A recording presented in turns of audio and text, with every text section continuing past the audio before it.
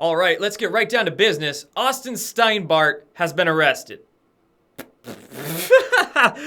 Oh my gosh, what kind of sweet, sweet justice is that? Yes, that Austin Steinbart, my nickname for him is Steinlarp because that's exactly what he is. He's been attacking Q researchers all across the board for weeks. He's been saying and posting all sorts of just asinine claims on his YouTube and on his Twitter, including him being forced to work for the DIA, a part of this Q operation, including him posting as Q from the future, including him being Space Force commander in due time. Like, I don't even know where to begin or how to qualify all the crazy stuff he said, but it's absolutely fake. Looks to be that he's just been infiltrating the Q community to stir up some shit and confuse people and be a total LARP. And I don't know how the heck people who claim themselves to be seasoned researchers and good investigators and truth activists, I don't know how so many people fell for this dude's bullshit. But hopefully this will be the final nail in the coffin and we can move on to the next chapter and everybody will understand that this dude was just unstable, doing some crazy stuff and totally faking. So let's get into this actual court docket. Let's look at the parties and attorneys. Let's look at the files that have been publicly released in this particular investigation court case. So here we go. United States versus Steinbart in the District Court of Arizona. I'm going to link this down below so you can fact check all of this yourself and read through this whole court case because there is some gold nuggets in this, folks. So the first document that was filed in this case was on March 26th.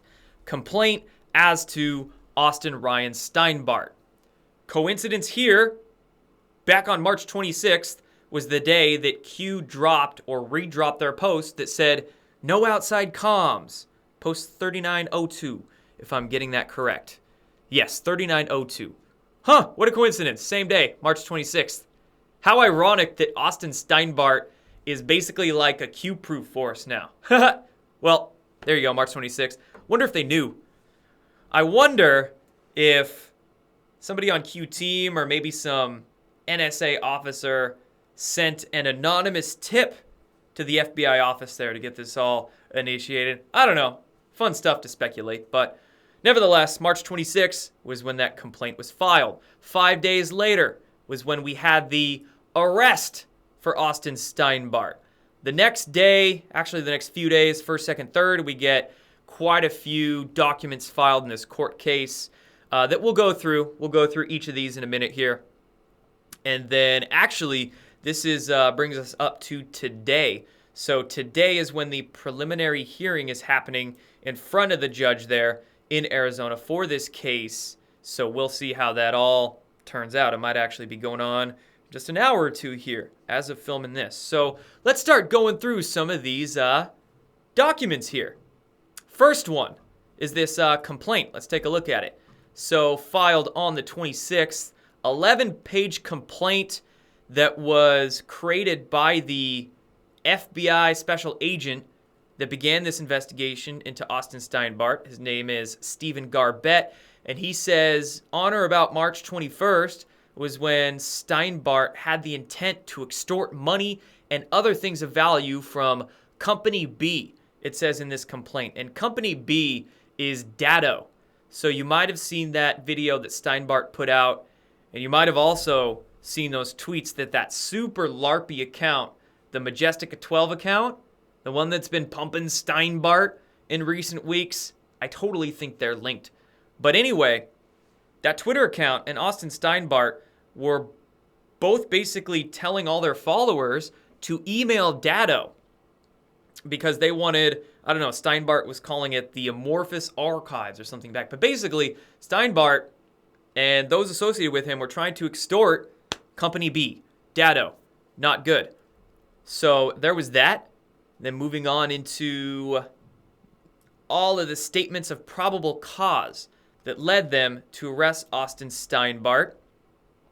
Also, we have Company A involved in this. So not only was Steinbart trying to extort stuff from Dado, it looks like, but he also obtained medical records from a medical clinic in California and then posted that on one of his YouTube videos. I believe, lo and behold, it was Terry Bradshaw's medical records. And I don't think he was supposed to post those. But that's Company A that is talked about in this filing here. And on March 13th is when Steinbart posted a video to his YouTube. He stated he wanted to share a video clip he shot while visiting a clinic in Los Angeles, California.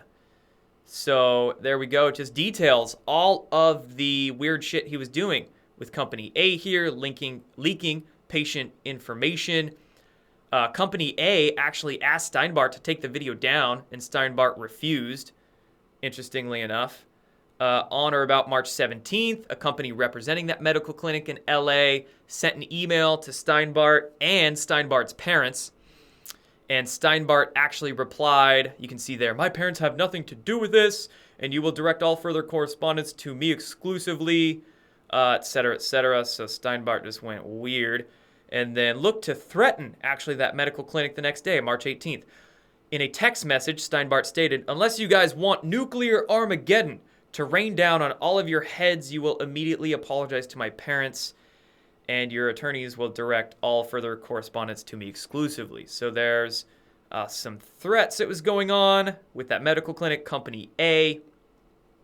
Looks like the FBI agent searched the Arizona Motor Vehicle Division and found Steinbart's details, confirmed it was him. This is a good one. This details the FBI agents actually showing up at Steinbart's house, which happened on March 19th. When Steinbart answered the door, he held a Desert Eagle handgun in his right hand behind the door frame. Whoa. After the agents identified themselves, Steinbart put the handgun away and advised the agents he was not threatening them with the weapon. He just explained that he had, quote, had a lot of psychos. Huh. Yeah, I wouldn't hold a gun at the door to FBI agents. A lot of weird stuff this guy's doing, right? Let's see here. During the interview, Steinbart stated he took patient brain scans and medical records from that med clinic in LA and posted them on YouTube in a video. And Steinbart stated he just sat down at one of their computers they were having me take a test at and just got right into their stuff. He hacked the computer. Steinbart stated, "It's actually not hard. Almost anywhere I go, within 30 to 90 seconds, I can get whatever I want." Steinbart advised that he was doing, quote, "outrageous things to demonstrate how stand-down orders work." Steinbart referred to himself as a spy and a DIA agent. So he actually called himself a DIA agent to the people who were actually FBI agents showing up at his house. Don't know what this dude's thinking. Steinbart said he posted patient information on YouTube just to, quote, "show people that I won't get in trouble." How did that work out for him? Also said, Steinbart stated he received his orders from messages that were sent to himself from the future. Steinbart said he received those messages through Neuralink brain implants. They came from satellites. And when asked by the FBI if he would take down the linked information, Steinbart declined. So the FBI agents actually asked him to take down the leaked medical info from Terry Bradshaw. He refused to do it.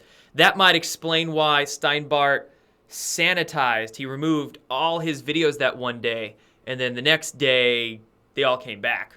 I don't know. Might have been around that time.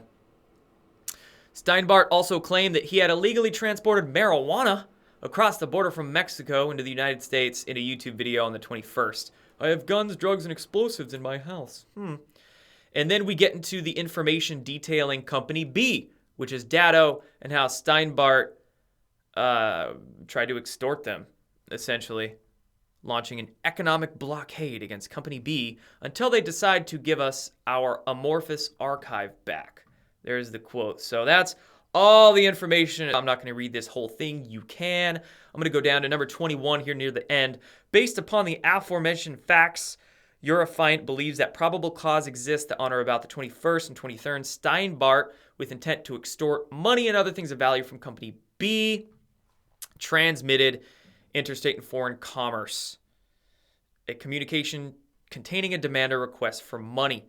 And the one before that, don't you love this? On or about the 14th, Steinbart posted a video to his YouTube profile showing that handgun.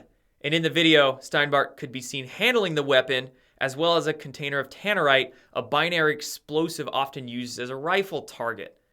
Woo! That's some scary shit. So the FBI has actually been looking at him for a long time, and they saw everything. So that's the first complaint. That's the complaint that got him arrested 5 days later. Here is a document that was filed the day after his arrest that's talking about how the complaint was filed, when the hearings are going to be, when the preliminary hearing in front of the judge is going to be, which is today. And then we have the next document that was filed notifying which attorneys are going to be representing the U.S. in this case.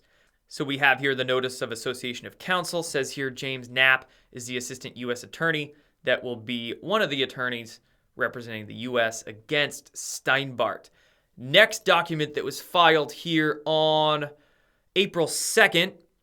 This is the memorandum regarding detention. So this is a long 7-page document getting into more detail, specifically showing screenshots from his YouTube videos. Here was a YouTube video he uploaded on the 6th that showed a threat to the Queen of Denmark. Sell us Greenland in the next 30 days or you will die. He actually posted that in the description of his video. What a freaking idiot. So it talks about Steinbart going to the California clinic for this brain scans.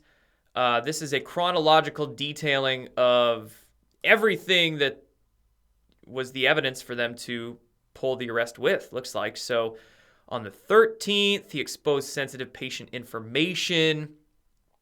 The California clinic learned of it, asked him to take it down. Here are some text messages from Steinbart dated March 15th. You can see here Terry's lawyers talking about Terry Bradshaw. Like that's the person of medical info he leaked. There's a few more text messages here talking about how the FBI made contact with Steinbart on the 19th, getting a little more detailed with, again, all the information. Here was the YouTube video about the, quote, economic blockade that they tried to pull against Datto. And remember also that MJ12 Twitter account tried to do the same thing around the exact same time, which is why I'm like, ooh, Austin and MJ12 got to be linked somehow.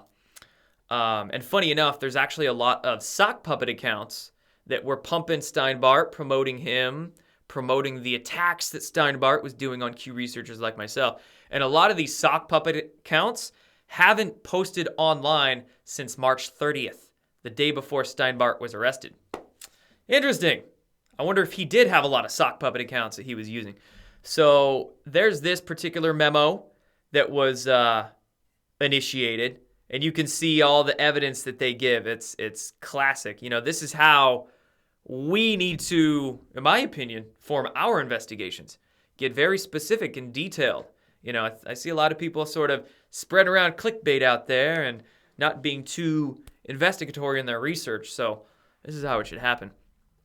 So that's that, right? And then this last document here, it's the last public one we have, filed on April 3rd, and it's the order setting conditions of release. So it looks like they actually released him from arrest after a few days. They might have held him for, 3 or 4 days, but they came to a term of agreement and released him. But look at this.